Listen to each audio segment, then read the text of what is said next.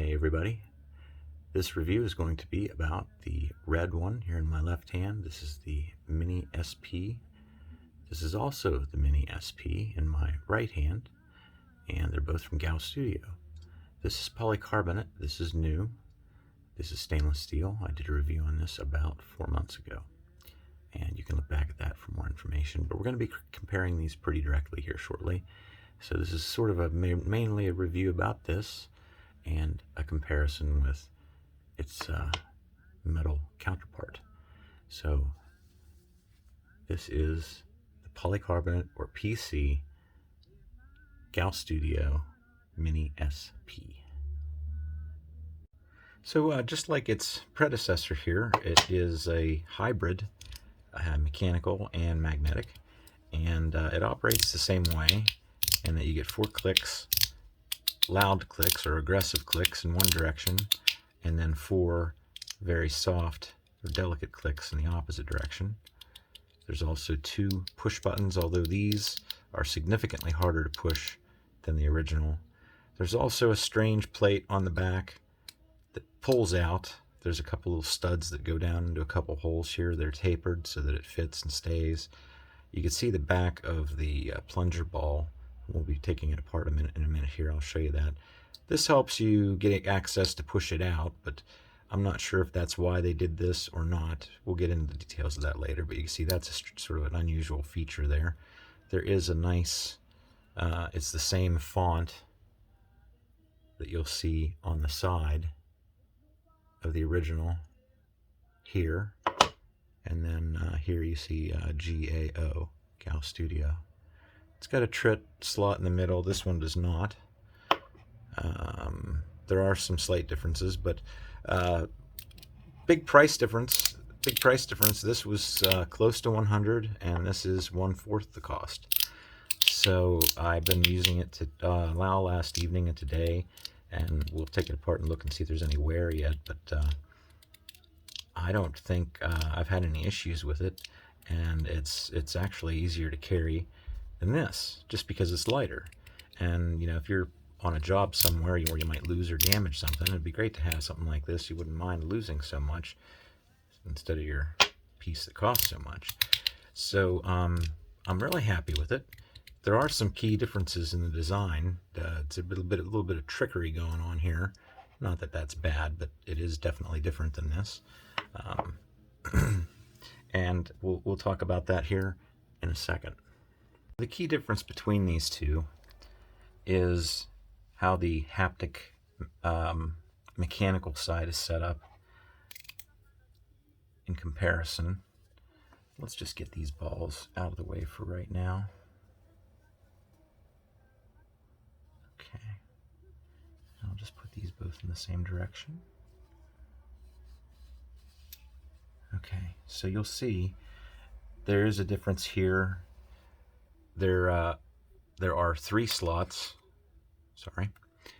There are 3 slots for you to put a ball plunger, and as near as I can tell, I can't really figure out any other reason why you would want to do it any different way, but your choices are either to have 1 in the middle, which is what I prefer, or 2 in here, which means 1 on each side and nothing in the middle.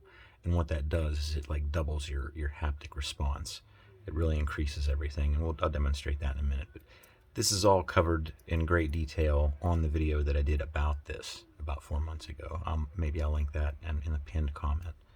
But that's the first difference you might notice, is that there's only 1 ball plunger, and there's only 1 place for it. There's not 3 slots for it like there are here. The other key difference would be that on this other piece, took me a minute to figure that out there in my head. On this other piece, you'll see divots, and then divots that are much closer together. So this is the mild side, or the soft side, and this is the aggressive side. Over here, we have 4 clicks for the aggressive side, and an empty slot with no contact with the ball plunger at all will be made in here.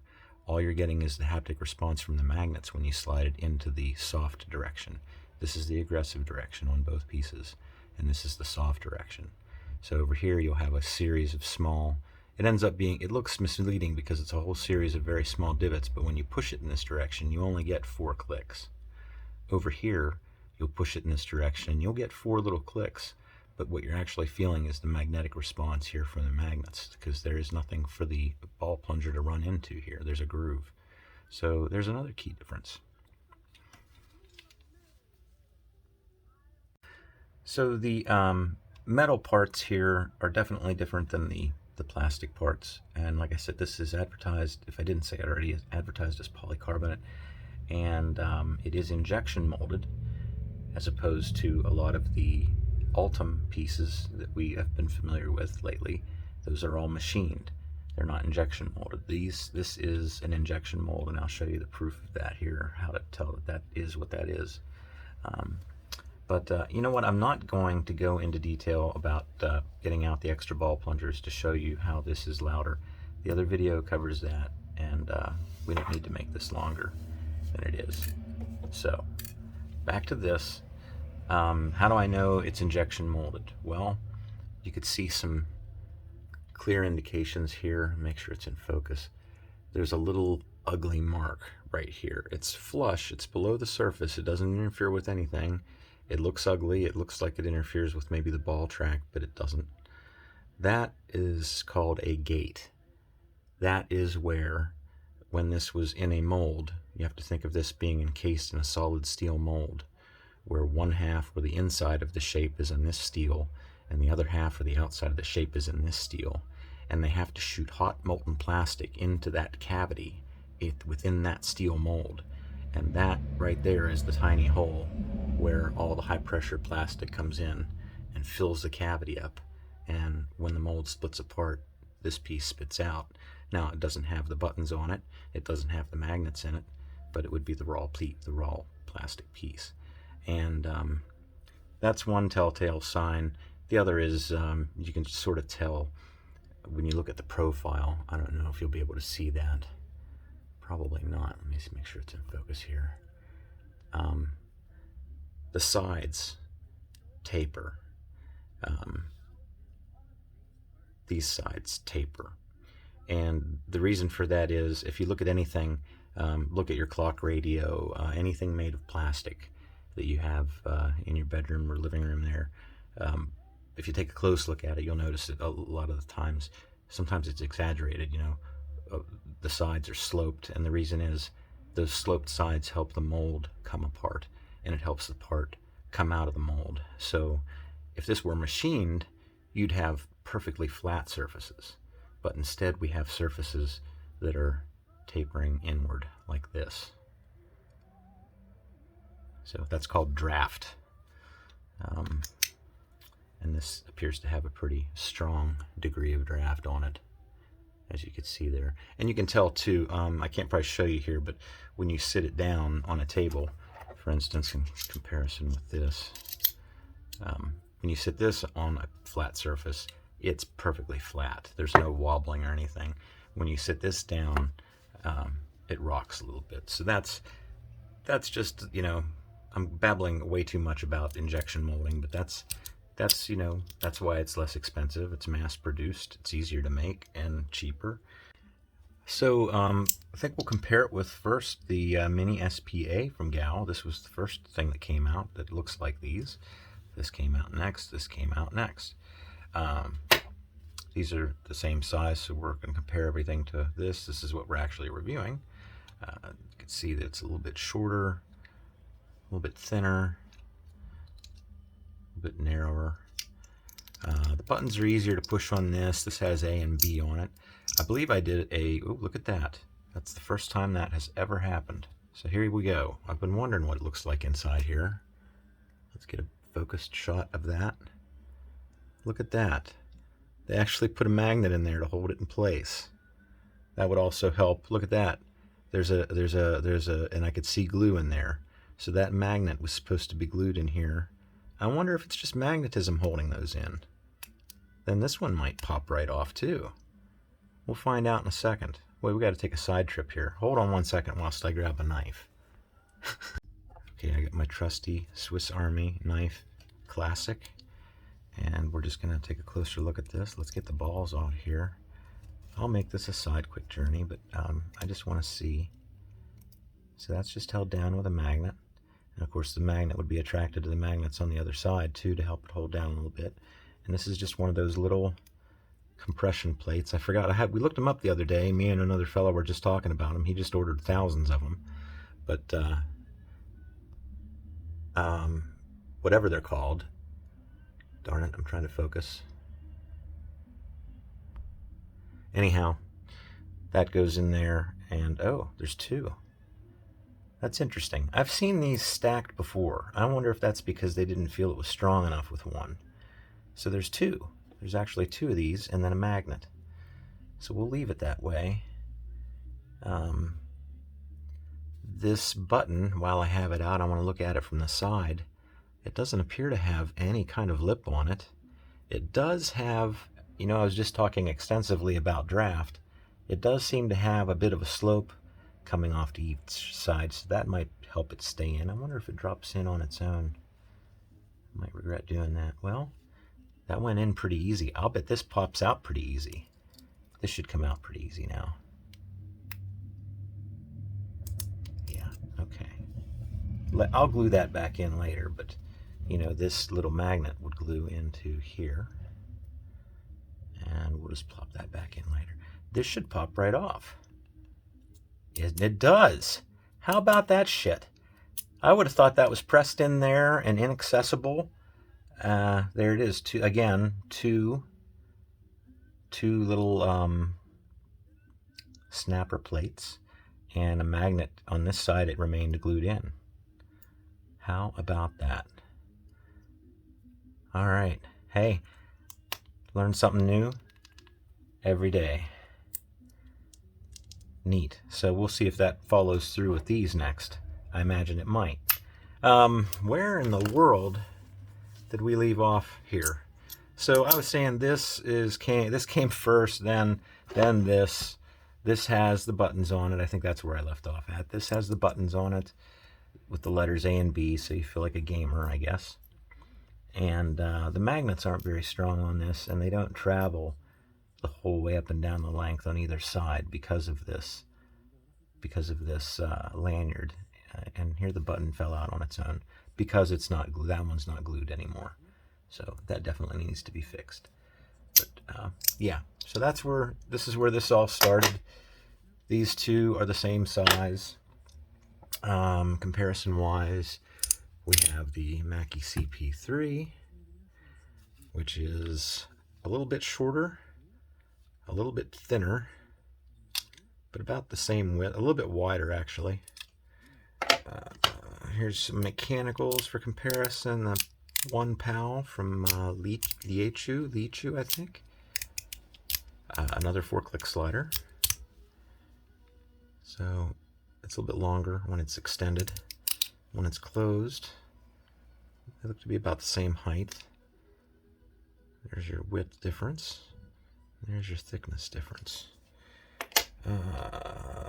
Comparison wise, here's another polycarbonate. Now this one, I believe, I don't know if I've ever taken a close look at this one, but I don't know if it is machined or injection molded like this.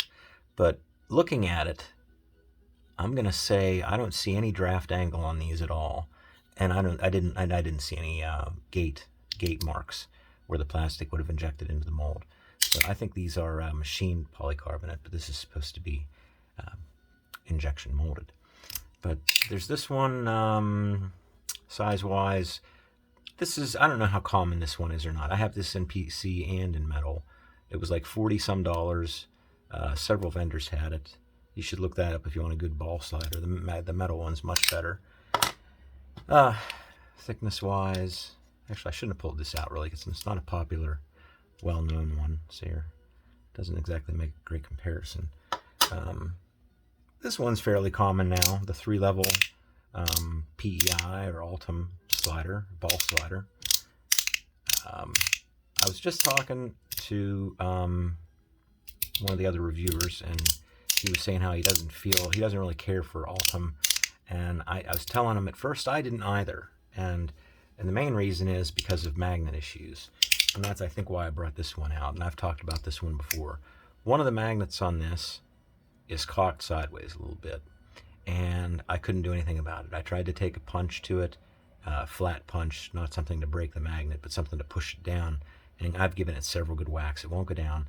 I don't know how to get it out. I don't want to break it up. So I just left it alone. And in the meantime, I discovered that some Teflon tape would solve the issue, at least for now. And I'm sort of on a Teflon tape revival. But what was I going to say there? I don't like plastics in general for magnets, magnet haptics, because the magnets are either pressed in or glued in. And if you need to get them out, you're kind of up a creek, because I don't see how you're going to get it out without damaging it. If you put a center punch on this and whack at it, I just can't see. I mean, someday I'll have to do it. If I want to fix this one properly, I'm going to have to extract that magnet, that bad one over here somewhere. And I'll probably have to use a center punch and slowly crunch this, cut it, break it up by hammering at it.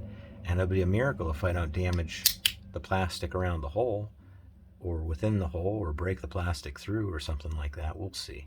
That's why I don't like magnetic haptics that are plastic, or PEI or PC, polycarbonate, whatever plastic material it might be.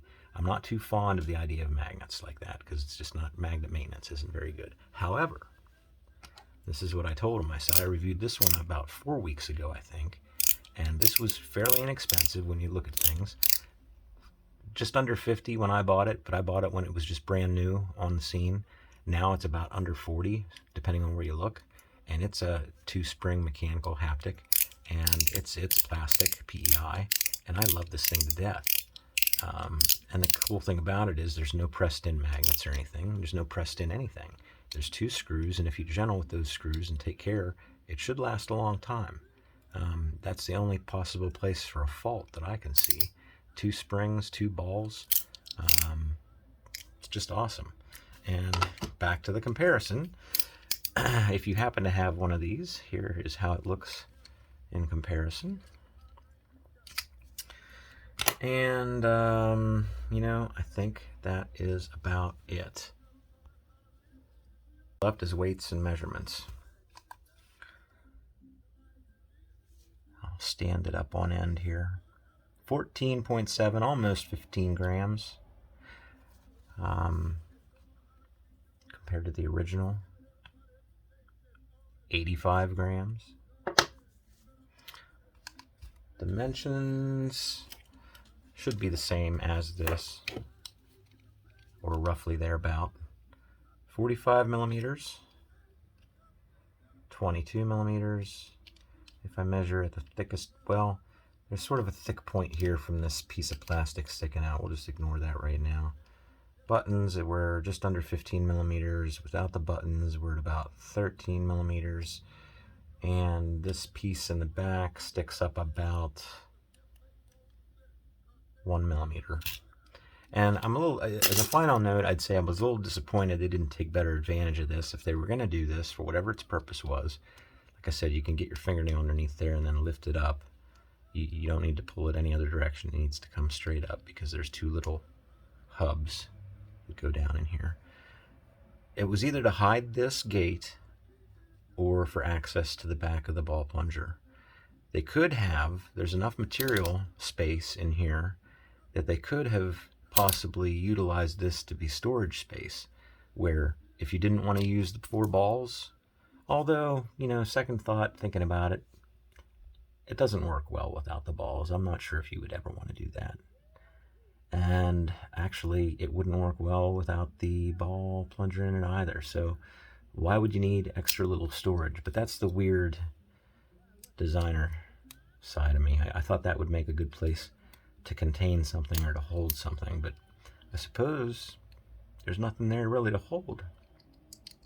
If you had a choice of different balls to put in here, although we're already getting pretty generic, I don't think you can make too much of a big difference by putting silicone nitride balls or zirconium oxide balls in here. It came with nylon balls.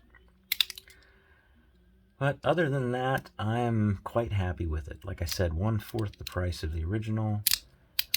Very, very light. It can be loud. It can be quiet. The buttons are a little hard to push. You know what? Let's do that quick. Let's verify that. I don't want to ruin it, but I want to see. Let's first, we can sort of see through this one. Let's see if there's any evidence. I do have a light here. I don't know how this is going to go with the camera. Not good, I could see. I can't really see if there's a magnet in there or not, but we will try. Get some stuff out of the way here. We will just give these guys a little pry from the side here and see what happens. And oh, it's lifting a little bit, but not like I'd like it to. Let's try this side. I don't want to ruin it. Okay, I'm not going to go there. Those could be press fit in. They might have a little lip on them, and once they're pushed in, they sort of pop out. And you may be able to pop them out and put them back in, but every time you do that, you'll be wearing them down a little bit more, if that's the case.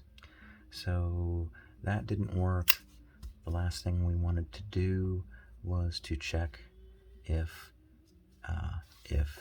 these come off the same way on a Mini SP. Very carefully, I'm just applying some pressure and lifting, and it does not want to come up. Okay, I'm not gonna risk ruining that either. I think that might be the same case.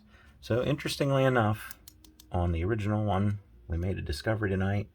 You can pop these buttons right off, which would lead to the option of anybody with a lathe. You could make some nice custom, imagine some Mokume buttons on your little classic SPA from GAO Studio. That'd be pretty unique, huh? Okay, friends, I'm going to leave it at that. I think I can't take it any further. And if you have any questions, let me know in the comments. I'll get back to you as soon as I can.